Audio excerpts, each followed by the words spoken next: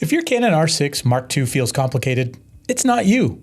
The camera ships with powerful features turned on before you know what they do. In this video, I'm going to simplify it so the camera behaves predictably for photos and video. And there's one small mistake that causes people to lose their settings later, even when they think they've saved them. I'll show you a clean starting point, then I'll walk through photo settings, video settings, and finally, what to ignore for now.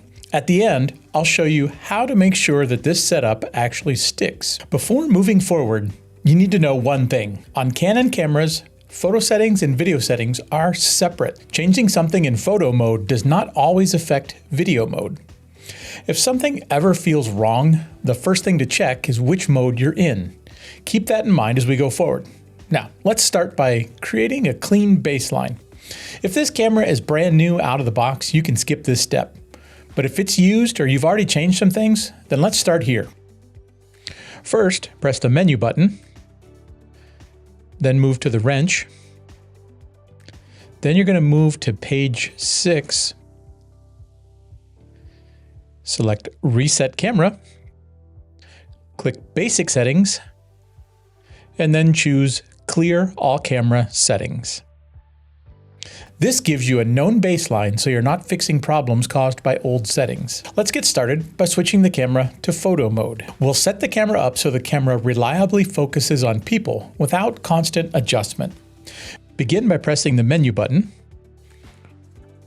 then go to Autofocus, and then page 1, then Autofocus Operation. You'll see 3 options inside of Autofocus Operation: One Shot, AI Focus, and Servo. One Shot engages when you press the shutter button down halfway. The camera will focus and beep to let you know that the focus is locked. If the subject moves, the focus will not change. One Shot allows you to focus on an object, recompose the frame, and the subject will stay in focus. Servo is used for moving subjects. While holding the shutter button down halfway, the focus point will turn blue and stay locked on your subject, keeping it in focus while it moves.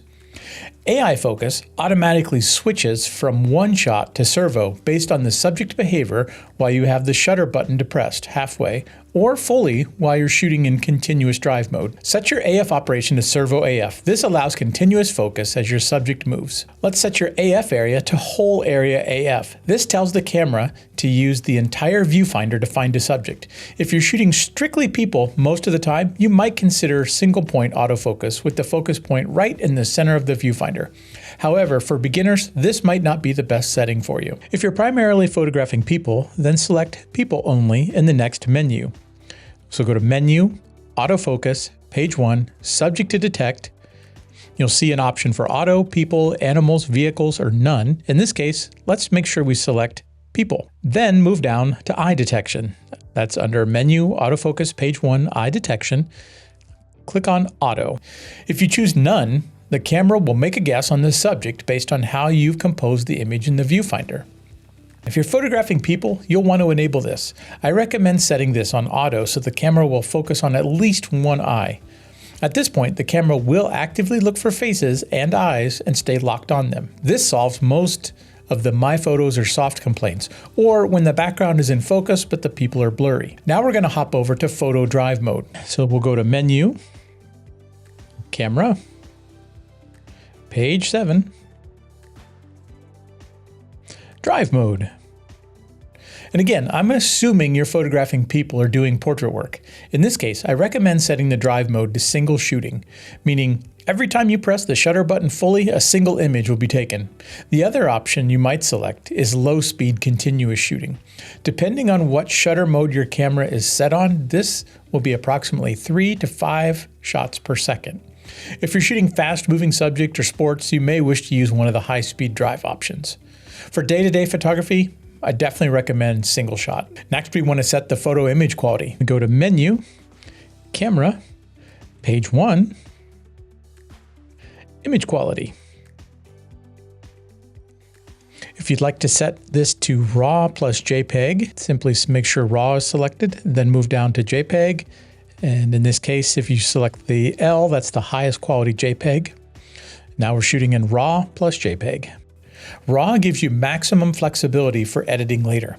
If you don't edit photos, or you need to deliver photos to someone quickly, then RAW plus JPEG is a great choice. This choice doesn't affect how the camera shoots, only how much flexibility you have afterwards. One last basic setting, let's set the white balance so the color of the images is correct. Click on Menu, Camera, Page 4, White Balance. You'll see many options here. In this case, I recommend the AWBW. To select the AWBW, what you need to do is hold down the button for focus points. That's the button on the back right corner of your camera, and move the selector wheel to AWBW and set OK.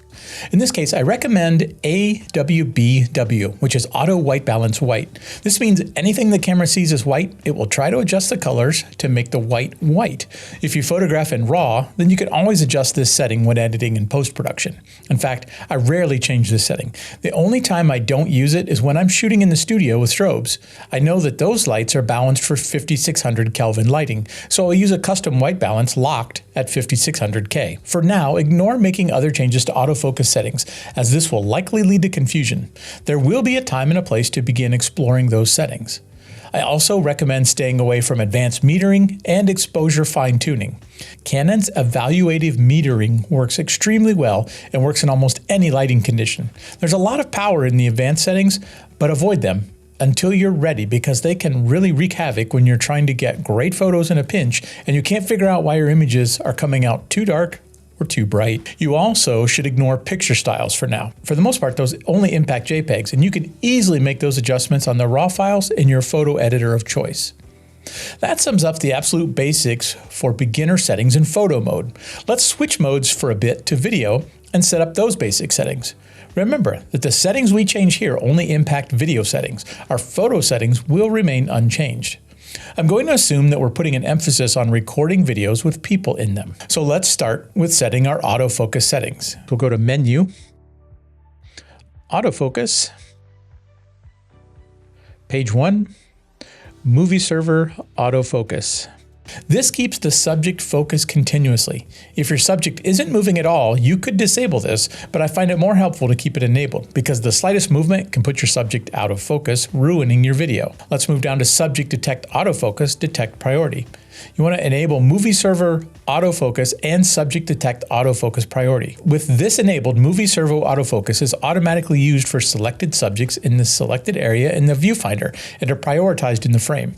If it's set to detect only, Movie Servo will stop if there's no subject detected. Moving over to Subject to Detect, set Subject to Detect to People. This will ensure the camera puts an emphasis on focusing on people, not other objects. You should also enable eye detection and set that to auto. If you're filming yourself or other people, this is the most reliable setup that Canon offers. Let's jump over to video resolution and frame rate by going to Menu, then the Camera, Page 1, Movie Recording Size. Set the movie recording quality to 4K 24p or 4K 30p.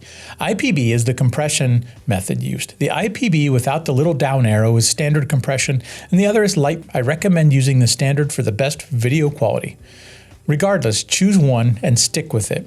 The difference between 24 and 30 frames per second is far less important than consistency. Until you are more comfortable with camera operation and video, you may want to begin in auto exposure mode. This is not a failure because this allows you to focus on your content, your framing, and audio instead of trying to guess on brightness levels. In time, you will be able to experiment with manual exposure. What I want you to ignore for now is ignoring most of the other pages in the autofocus menu. As these are advanced autofocus use cases, many exist for sports or fast action and will likely cause more confusion than benefit. On the camera menu on page 4, you'll find log settings. I encourage you to leave that disabled for now. The basic color settings out of the camera are solid. When you're ready to start performing your own color grading, then you can experiment with Canon's log settings. At this point, your camera should lock onto faces and eyes automatically. They should behave consistently in photo and video, and stop changing behavior unexpectedly. If that's happening, then your setup is correct. Earlier, I mentioned that people lose their settings even when they think they've saved them. That happens because changing modes doesn't lock anything in. Custom modes are how you make this setup stick, and that's the next step once you're comfortable. I've covered that in a separate video, and it's the natural next step. And if you want clear, practical guidance like this without digging through forums, then please consider subscribing. If you're having trouble using your Canon R6 Mark II or just have some questions about what some of these options mean, then feel free to leave a comment below and I'll do my best to help you out. And until then, I'll see you in the next video.